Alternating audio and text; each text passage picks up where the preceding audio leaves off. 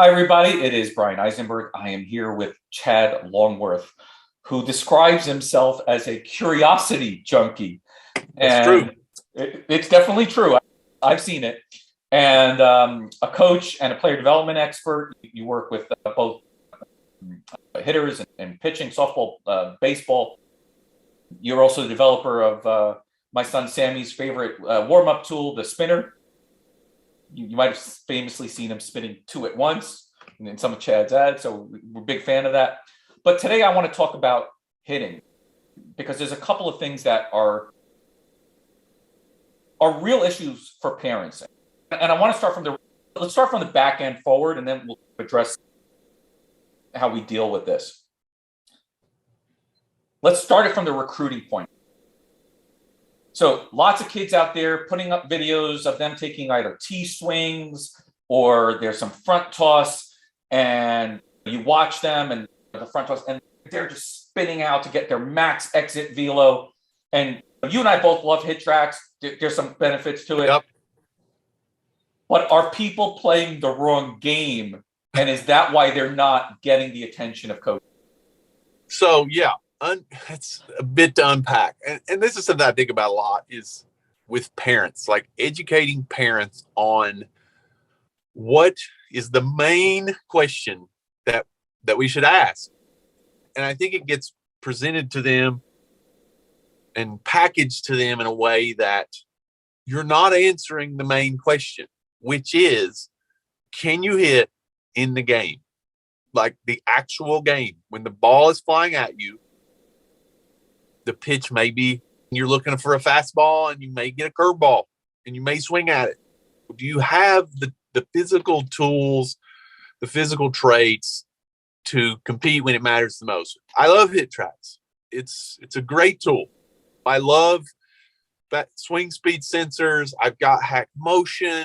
I have 40 motion, the K-Vest. All this is great information gathering stuff. But you got to answer the right question, which is, can I hit when the game starts? That's my entire existence as a hitting person. Is it matters in the game. So when we practice, we need to try to get to what the game presents as quickly as possible and work from there. Not, we have to develop this idealized style or set of mechanics that someone else has deemed optimal for me. They don't know me.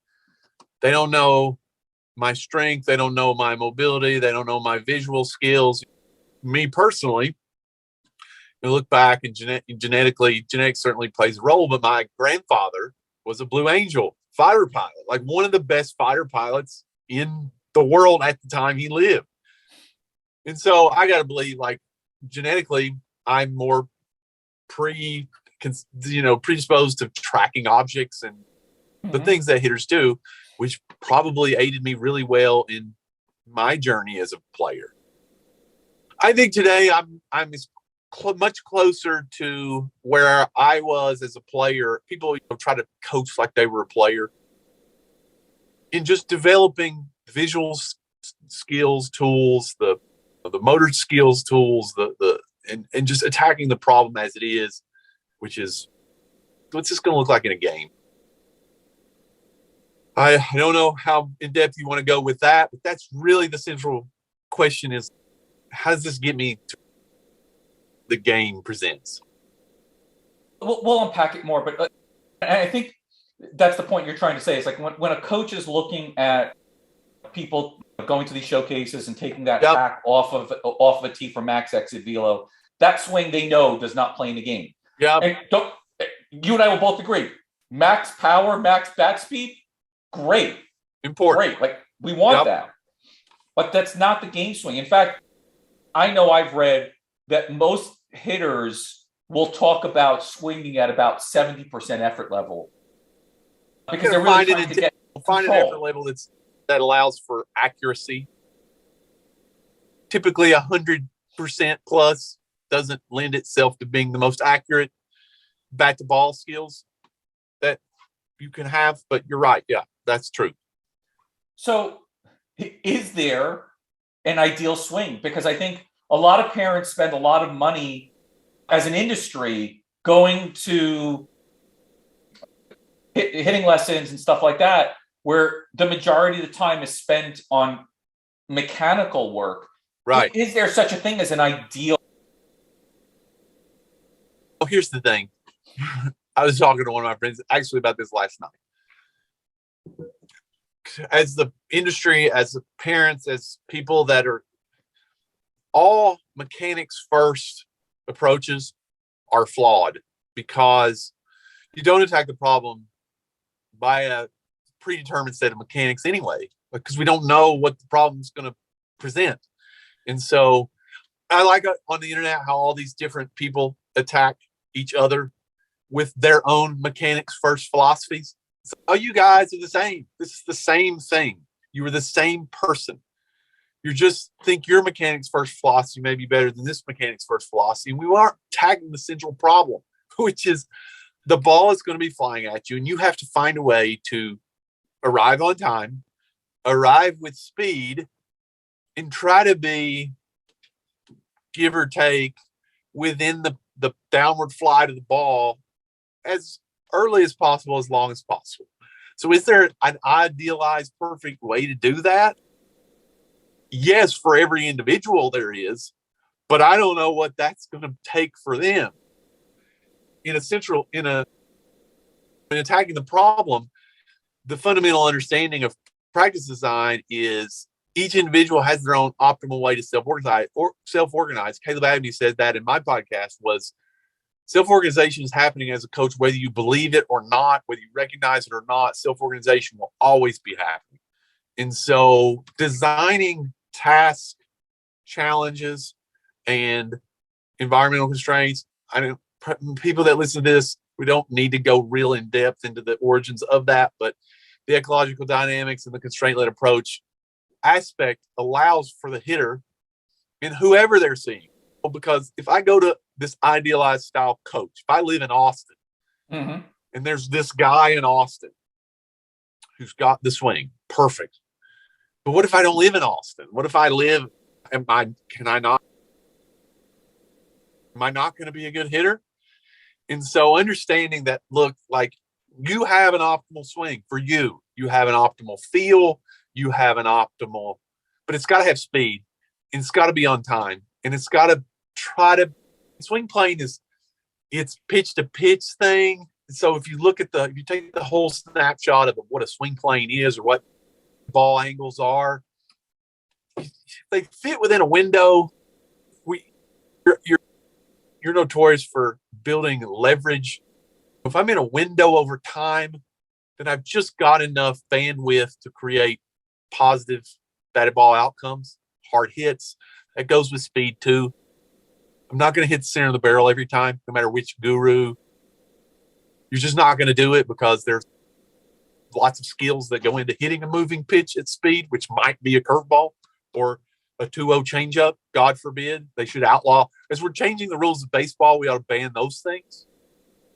If we're going to move the mound back and all these other things, just ban 2-0 changeups or 3-1 changeups. Quit that. Throw a heater. Let me hit it. That would help here. Yeah. It's about building out this set of traits and tools over time that are going to allow you the most bandwidth and opportunities to maximize batted ball outcomes across contact qualities of any kind. You brought up swinging at 70%. If I train at 70%, 70% becomes 100%. Correct. And so we have to train at times. Minimums become maximums. Right. And so it's like why the swing speed sticks are such an important tool for us, because how often do hitters take a thing in their hands and swing it to a point where I'm about to fall down? Because it's not so we just don't even hit balls that way. We just swing that way. It's a lot like driving, right? Like, I can rev up the engine to the max it's available to open it up. And I want to do that as an athlete. Doesn't mean, depending on what part of the road I'm on, right? Especially today here in Austin, where I've got ice everywhere, I got to throttle it back a little bit just to make sure I can be on plane, depending on the problem I'm trying to solve. That is really important. to be able to dial it back, but you can't practice dialing it back much. You always have to operate in practice at a intention level and with a purpose that's higher than maybe what you'll operate in a game, because you can't operate because 70% comes 100%, and that's not going to help you build out bandwidth and leverage to have positive batted ball outcomes on a variety of pitch conditions. It's just there's so many variables from pitch to pitch, from game to game, from whatever, month to month. There can't be one way. There just can't be, because if you believe that, then you're just not attacking the problem for what it is. So let me ask you this, and we may get flamed for this one, okay? I'm sure. But, if we look at like the Dominicans, and I've got, a friend who's training and posting his videos with his kids up in one of the small little cities in the Dominican Republic. He's got a group of kids that he works with. And you look at some of the best hitters out there today. And then you go back and you look at some of the old timers who were significantly better hitters, not better power hitters, but significantly better hitters. We have definitely better batting average for most and all that. Right. I think I see a couple of commonalities among there and what the traditional kid today in high school is doing to develop their skills. So when I look at older hitters and I look at the Dominicans, it's not just about the hour multiple times a week in a cage with baseballs. They'll do Vitia, right? They'll go ahead and they'll swing at bottle caps, wiffle balls. They'll swing rotten baseballs and softballs and socks, and they'll swing at little peas and lima beans. They're constantly attacking different things with broomsticks, with baseball bat, with older kids' baseball bats. Yeah. It's completely irrelevant what they're swinging with. When I was growing up, we had kids playing in the street all the time. There was always a wiffle ball game. There was always a stick ball game. We were always problem solving for hitting in one way or another in varying ways. And so we talked earlier about, how great the brain is at this vision thing and calculating these things. Yep. Do you think there's a correlation between the way that a lot of these Dominicans are training now and the way old timers used to train and get their reps, versus the fact that the kids today, the typical high schooler, is maybe getting an hour a week in the cage, maybe shared, and that's the only hitting that he's probably trying to solve? Right. No, I think you're 100%. I think the biggest thing that we rob youth players of today is the unfiltered, organic, you organize the game in the street. An adult didn't do that. The discovery of the game. Kids today, they never get opportunities. I won't say never, but it's very few and far between, much less than it has been in the years past, where they discover the game without a coach, without an adult, without somebody instructing them there and what to do or how to do it or whatever. This is in all sports. This is it's what we do in America. We turned it into a business, and it's filled with people, gatekeepers of knowledge or whatever. Where in the Dominican, I think they spend a lot of developmental years playing organically with each other. They're trying to have fun and problem solve and do all these things. And so I think that's a big difference in the Dominican. And to your point of practice habits, I think that one of the most important things that baseball presents, because it's especially hitting, throwing too, but it's such a hard. People say what's the hardest thing to do in all sports, yet they practice design in such an elementary and easy way. That's not the point. Flips and tees are not going to do it. The hardest skill in sport, but this is how we're going to attack it. That's not my point. My point is if you're going to attack such a hard skill, the number one habit that you can learn in that skill.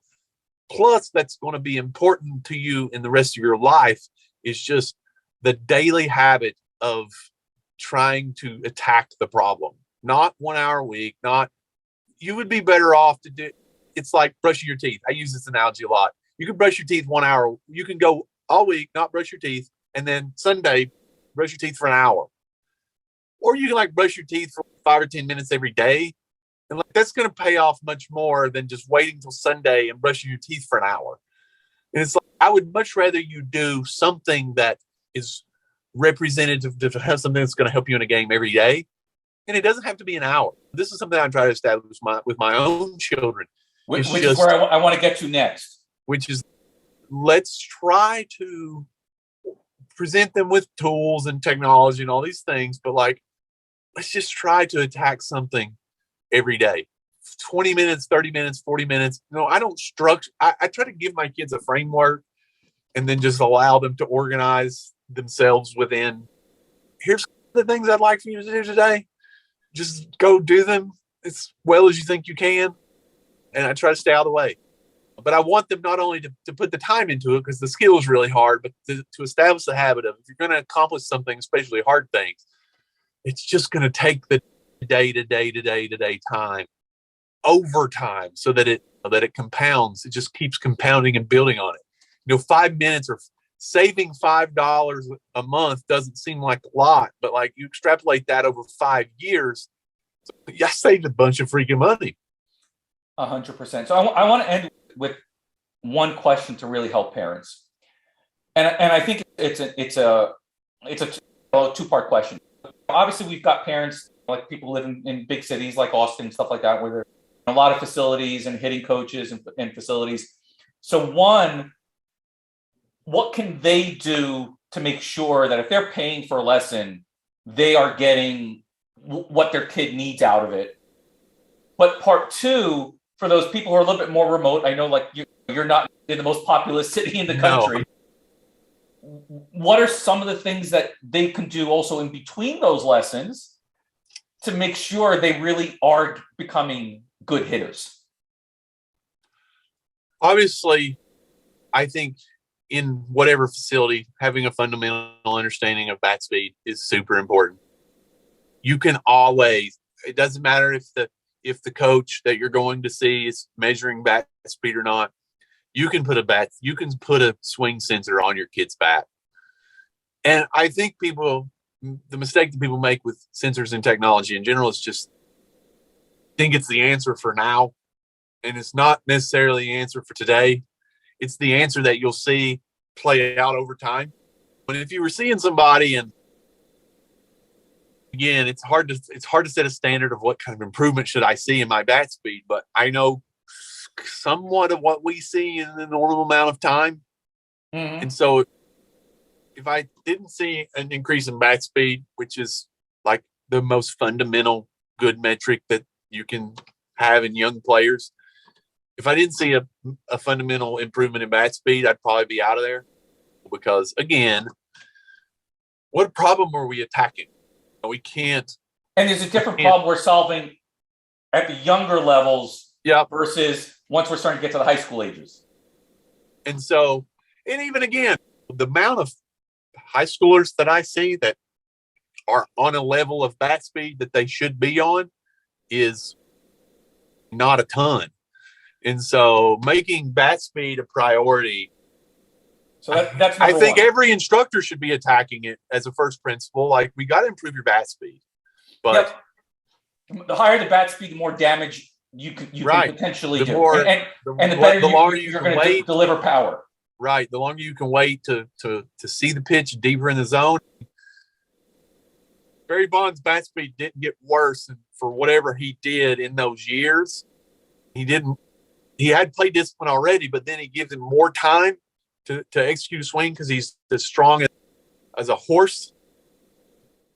He was laying off pitches that normal human beings wouldn't lay off of. But that's bat speed. That's visual skills and swing decisions and all these other things. But like, when you have more bat speed and your swing takes less time, it gives you more time to see the pitch. There's a lot of advantages to having plus bat speed. Yep. So that's number one. Number two? You just said it, and I've heard what you're doing with your daughter as well, right?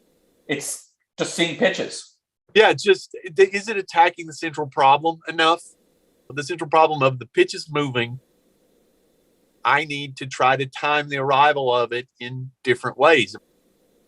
It doesn't matter. It doesn't have to be perfect. I say all the time, there are parents that probably can't throw BP, but there's value in bad BP. There's value in kind of being inconsistent with the look that you give them, because they have to develop timing mechanisms. They have to develop delays. They have to develop variability, because you're not very good at throwing BP.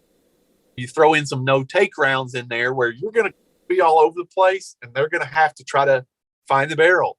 Vladimir Guerrero Sr. style. We call them Vlad rounds.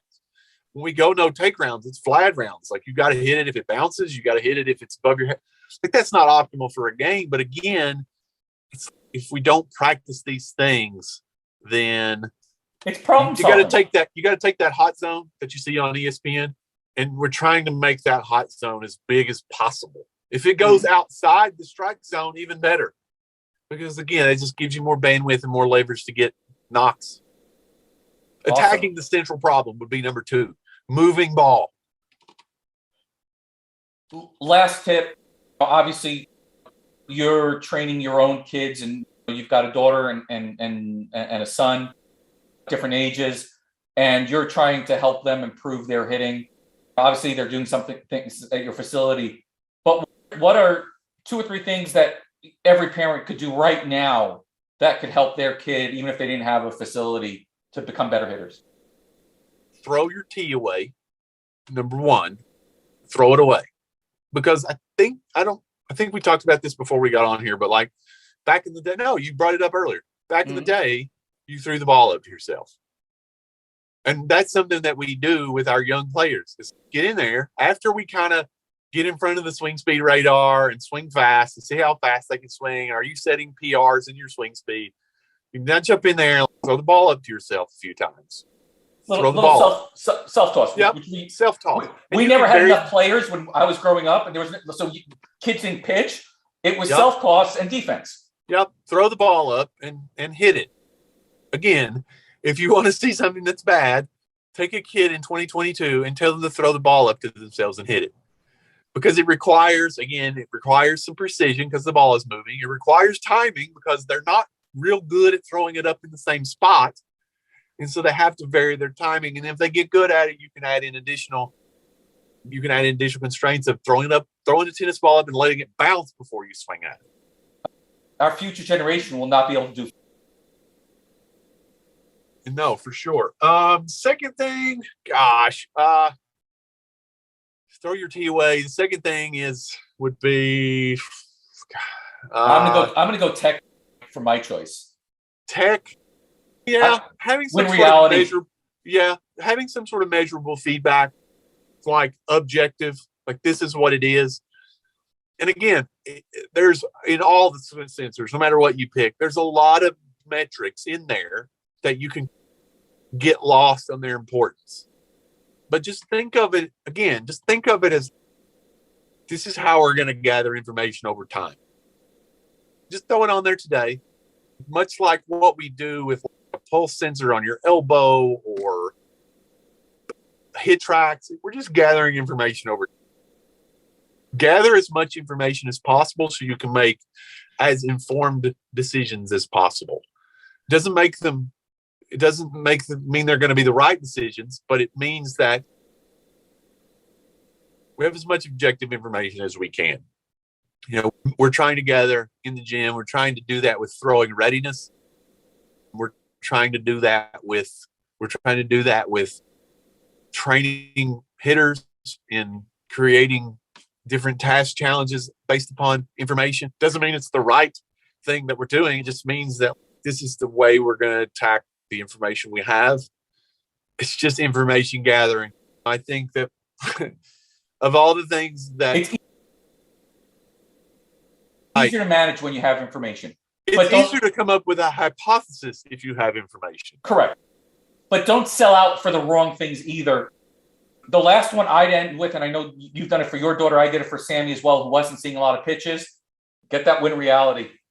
Yep, 100%. The win reality was a big thing for us in transitioning, because softball, where we live, there's not a lot of people. So getting her live at bats was going to be tough, especially the amount of live at bats she needed to just calibrate to a pitching motion, talking about swing readiness every pitch, talking about swing decisions every pitch, identifying balls and strikes.